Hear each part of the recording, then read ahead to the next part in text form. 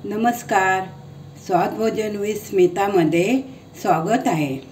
आज आपण बनवणार आहोत उपवासासाठी साबुदाणा कटलेट। त्यासाठी लागणारे साहित्य पाहूया। इथे मी 2 वाट्या साबुदाणे घेतलेले आहे।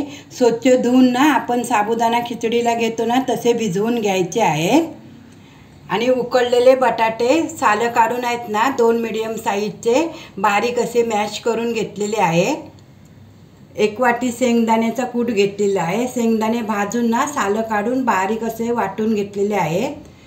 1 वाटी राजगिरीचं पीठ, थोडी कोथिंबीर, तेल, चवीपुरता संदैव मीठ, 4 ते 5 हिरव्या मिरच्या ना बारीक अशा ठेचून घेतलेल्या आहेत, 1 चमचा जिरे पावडर।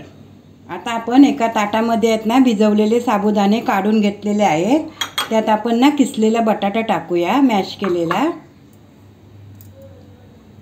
शेंगदाण्याचा कूट, जिरे पावडर, हिरव्या मिरच्या,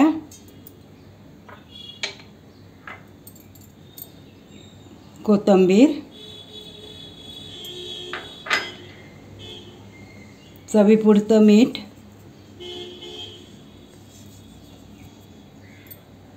हे मिश्रण ना सर्व आपण ना एकजीव करून घ्यायचं आहे।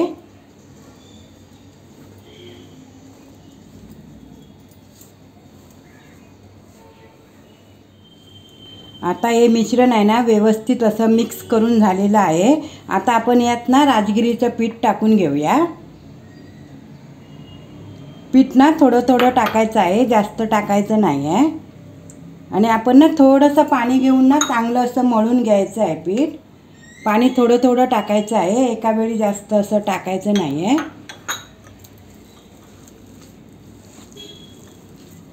छान असं व्यवस्थित मिक्स करून घेऊया।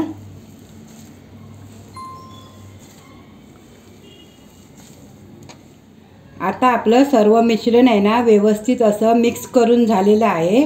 तुम्हाला जर उपवासाला कोथिंबीर चालत असेल तरच टाका, नाही टाकली तरी पण चालेल। आता या मिश्रणाचे आहेत ना आपण छोटे छोटे असे गोळे करून घेऊया। थोडं ना असं हाताला तेल लावून घ्यायचं आहे।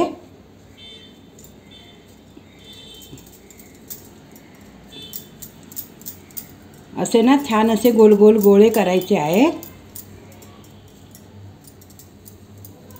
आणि थोडे ना अशा हाताने दाबायचे आहेत। हे बघा, असं आपण ना कटलेट करून घ्यायचं आहे। जास्त जाड पण नाही किंवा जास्त पातळ पण नाही, या आकाराचे आपण सर्व कटलेट असे करून घेऊया।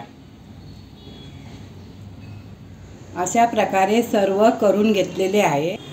आता आपण पॅन गरम करून घेतलेला आहे, त्यात आपण ना थोडं तेल टाकून घेऊया।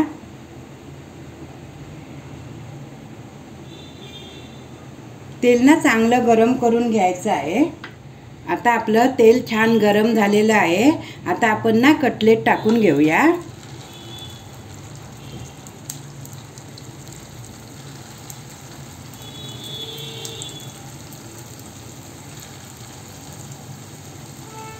गॅस ना मंदच ठेवायची आहे।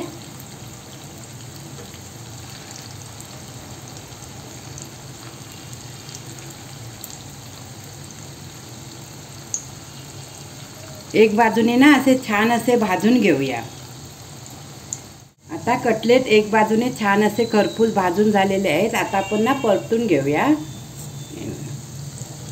ह्या बाजूने पण ना छान असे भाजून घेऊया।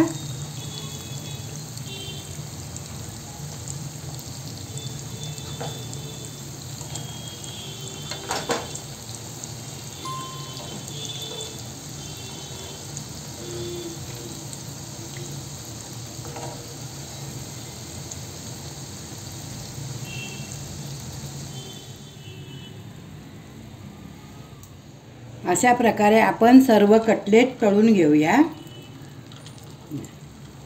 अशा प्रकारे उपवासाचे साबुदाणा कटलेट तयार आहेत। हे कटलेट तुम्ही गोड दही किंवा शेंगदाणा चटणी यासोबत पण खाऊ शकता। तुम्हाला जर ही रेसिपी आवडली असेल तर व्हिडिओला लाईक करा, शेअर करा आणि माझ्या चॅनलला सबस्क्राईब करा।